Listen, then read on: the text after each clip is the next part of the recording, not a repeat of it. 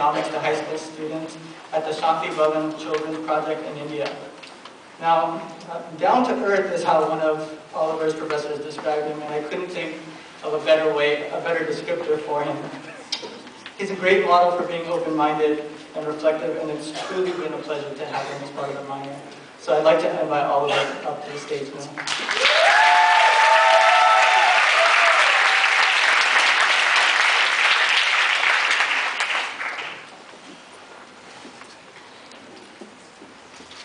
Good afternoon, fellow global poverty minors, professors, faculty, parents, and a special greeting to all those who don't fit neatly into any of those categories, or who choose not to identify only by those titles.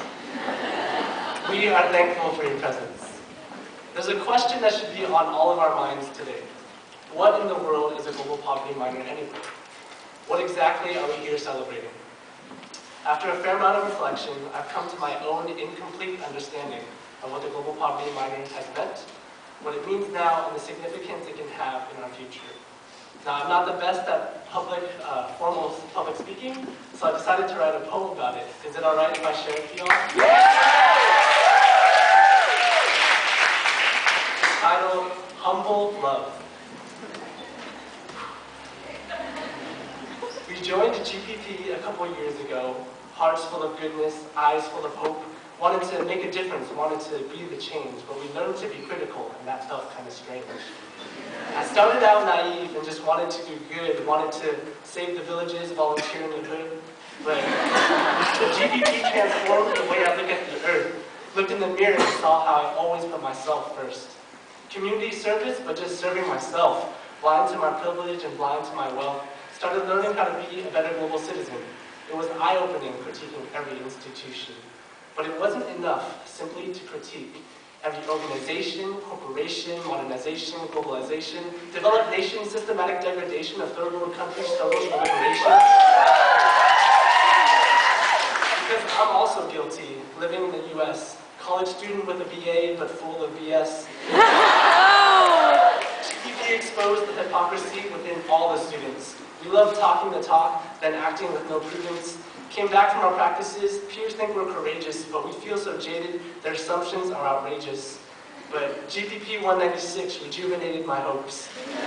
Surrounded by inspiring people, every discussion was dope. The graduates in front of you today are some of the most creative, passionate, intelligent, and hardworking human beings that I've ever met. But we are reminded that we are just that, human. We are not perfect, and our lives are fraught with contradictions. While we boast in enthusiasm, we lack in expertise. We want to change the world, but are really scared that we could potentially make it worse. We are on a never-ending quest to find that space between the hubris of benevolence and the paralysis of cynicism.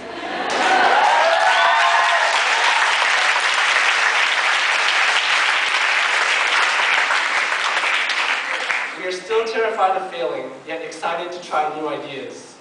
We know we are not free until we live in a way that respects and enhances the freedom of others. And we are graduates of one of the most well-funded minors, a minor that cares about global poverty. We are much more than you think, and we are much less than we'd like to think. We once asked a professor what qualities an ideal GPP graduate would possess. His answer was complex, but he responded simply, an ideal GPP graduate would possess humility. And I'll expand on his thoughts, because humility is the precondition for love. And that is what this minor has taught me, how to love. How to love discomfort and tough conversations, how to love your neighbor, but also foreign nations, how to love pursuing truth, difficult as it may be, because settling for bliss won't actually save me. So what are we here celebrating today exactly?